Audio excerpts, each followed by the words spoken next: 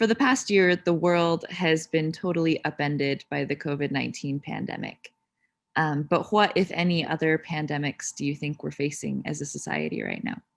Well, most certainly, the world has been going through actually several crises, and I mean, yes, you mentioned the COVID crisis, which is a health crisis, but more recently, of course, actually, the past few weeks and days, people now are talking about public health crisis, the gun violence, mass shootings, suicides, and homicides.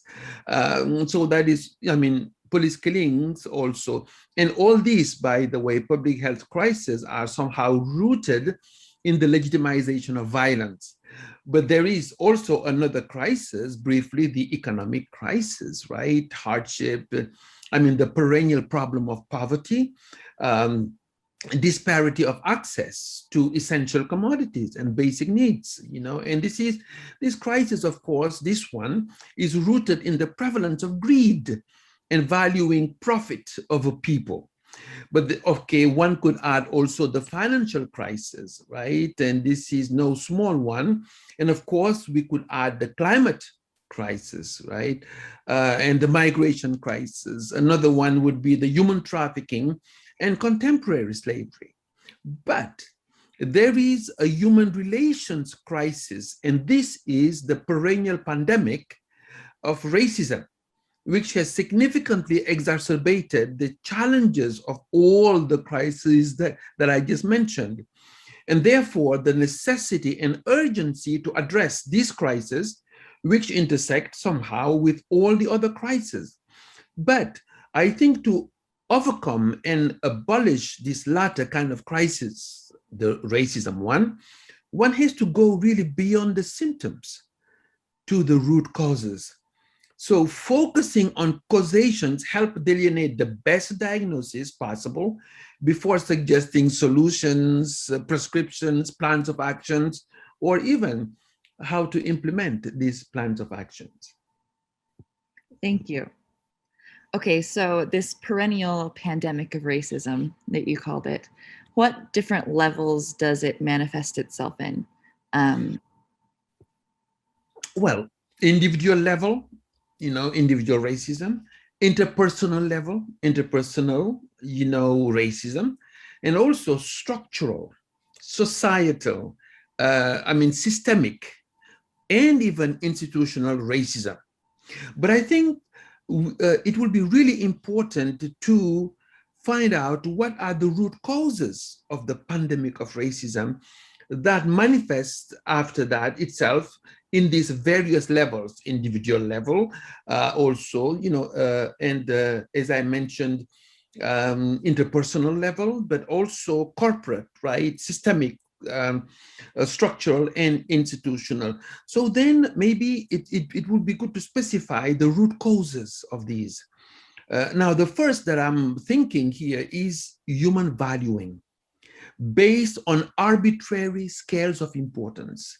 This is part of the root cause. So that's one of them. And of course, this leads to hierarchicalization and stratifications of humans into superior and inferior, and based on faulty construct, by the way, on the notion of race, for example, so human valuing leading to stratification based on this faulty notion of race. However, it starts also at an individual level.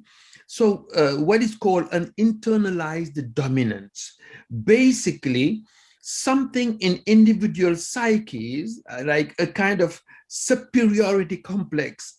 I could call it a pride, based on the belief of one's own superiority, of indigenous people, of Black people, of people of color, who are considered inferior in that sense.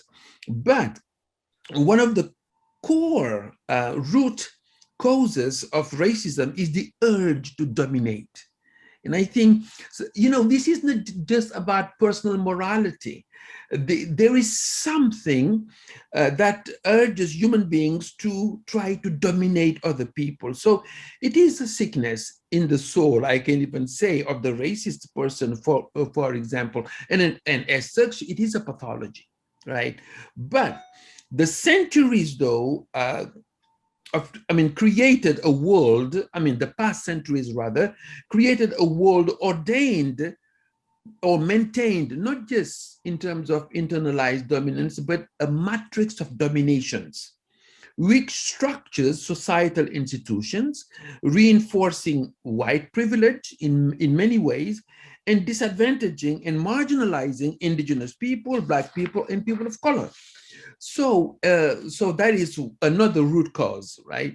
Now, there is another one that I think it would be interesting to highlight, which is one of the root causes of racism is also manifested through unjust systems of human discriminatory arrangements and practices.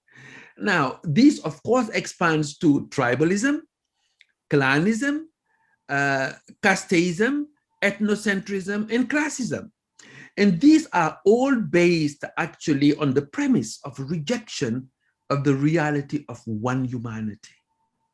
In one humanity, and also a call to value life. It is a denial, a denigration of the value of life and the necessity to show solidarity to every human being. Right now, of course, this solidarity should be based on the principle that all human beings are not only related, but I think I go further than that. Human beings are sacred and therefore to be valued, actually, if not as much, if not more valuable than temples, cathedrals, places of worship, shrines, and so forth. You see people like holy places, but human beings should be considered as more holy than temples. Why? Because actually, from a Christian biblical perspective, human beings are created in the image of God. And it is even said that humans are the temples of the Holy Spirit in that sense, right? So they are more to be valued than places. So then this is why it is extremely important to think about the root causes and try to find accurate diagnosis from the identification of those root causes. Thank you. So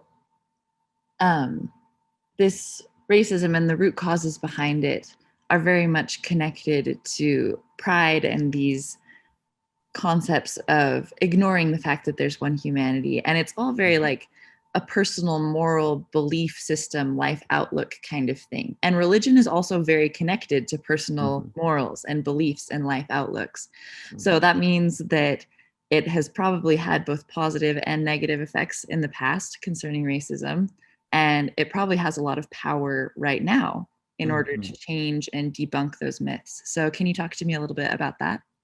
Yeah, absolutely. Actually, religions by definition are called to, like even with the word religion from, its etymology, religare, to, it is the same root as ligament, what ties bring people together.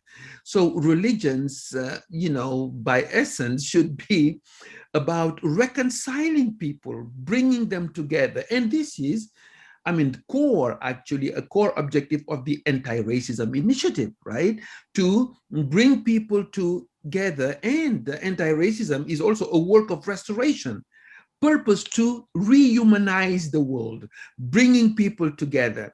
And of course, this has to be translated into a lifestyle of those who claim religious affiliation, a lifestyle of humility before the mystery of every person. Right now, this is why the needed contribution of religions, which were part of the problem, I must say, because the interpretation of some religious text favored human valuing, right? For example, in the monotheistic religious tradition, there is this dissonant interpretation, for example, that was used to justify slavery, that Black people were cursed. So people were talking about the mark of Cain or the curse of Ham, which is actually a myth because there's no such thing as the curse of Ham in the Bible.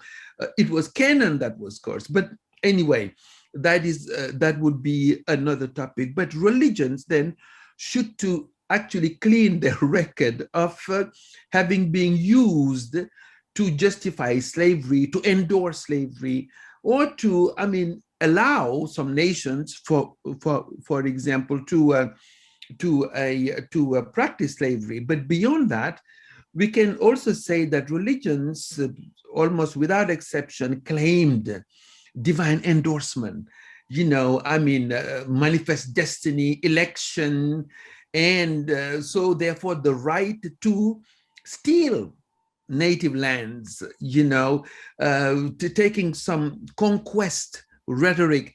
And I think every religion nowadays living in the 21st century, and some are doing it very clearly, but there are some who are which are lingering because they fear that that will diminish their authority and so forth. But religions should repudiate anything in their past that were conducive to favor slavery, or genocides of the indigenous people, or land theft, or subjugation, etc., etc. However, religions have at their core, though, this wonderful records, right, of the dignity of human being, of the importance. I mean, when we think about the Christian traditions talking about, well, God so loved the world, really. So if that is true, then then every person in the world is important. If Christ came into the world, so that means that, wow, human beings are worth investing in, right? And respecting, and honoring even, and recognized as worth of dignity. And the same thing when we think about other religions, Buddhism talking about compassion, right? Solidarity, or Islam, also the same thing, talking about equality of all human beings. Now, the problem is that there is always a gap, a discrepancy between the ideal that religions, profess, and the real of the actual practice of the adherents, who have harbored internalized dominance, right? Sense of superiority, or demeaning other people, or trampling even other people's dignity. And I think this is where we are living at a time of reckoning, but a reckoning that can lead to healing. And religions can make tremendous contributions. But religions can do it also with the larger society. And this is why, one of my major theses is that the first human right is supposed to be the right to be human, the right to be related to and to be treated like a human being. And that is with dignity and respect because of one's humanity, regardless of performance or not, by the way. I mean, there is one idea that marvels me every time I think about it. I mean, think about a newborn baby, defenseless, fragile, totally dependent, right? But highly valued and important before even achieving anything. No college degree, no paycheck, nothing. Just for being a human being, a baby, you see?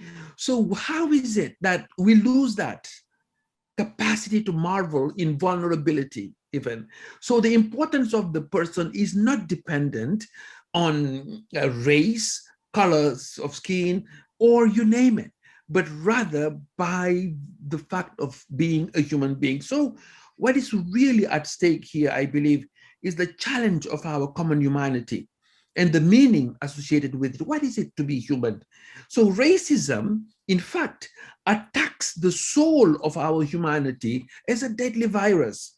And therefore, I believe its ultimate antidote is the realization and embrace of the deep relatedness and solidarity that binds the whole human family together.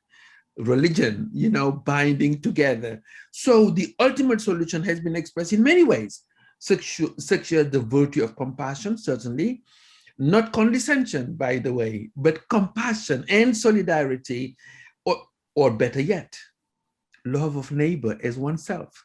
I mean, at the least, the so-called golden rule could take the human experience on a better platform. And we find this in many religions, right? Do to others what you want them to do for you.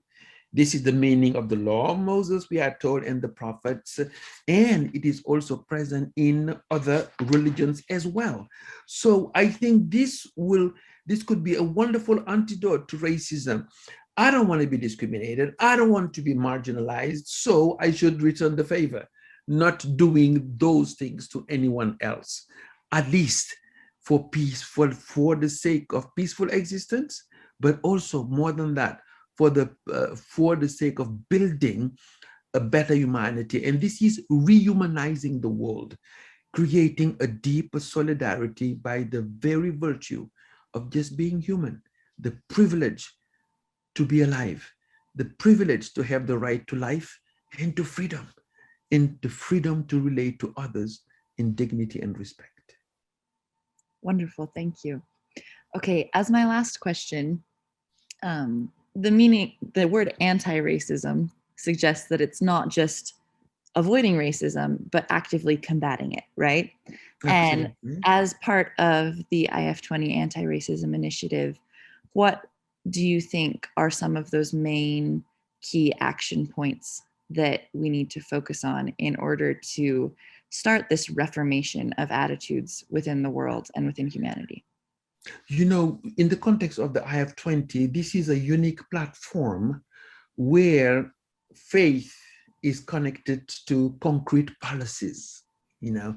So working, of course, with decision makers, right? People of influence, lawmakers in particular, to frame legislations in a way that will protect people's freedom, people's dignity, people's right to be respected as humans.